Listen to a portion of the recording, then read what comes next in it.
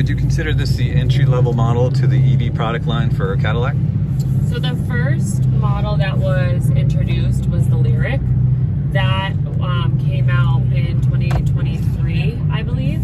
So this is an option that is going to be closest to the sedan. A lot of customers in the Cadillac market are interested in sedans, so this is going to be the closest. And then, as far as size, the next up is going to be the Lyriq, then the Optiq, and then the Escalade IQ.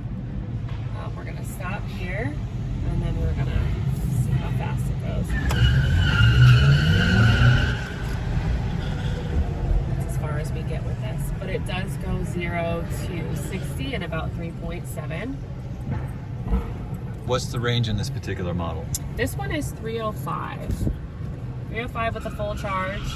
The DC fast charger will get you roughly 80 miles in 10 minutes. And then if you just use your regular like 220 volt, it will get you 55 miles an hour, I believe. So that's kind of just like for overnight charging. But they do officially have the Tesla adapter. So that is available for Tesla drivers that are interested in converting. This car also has Super Cruise feature, which is the hands-free driving.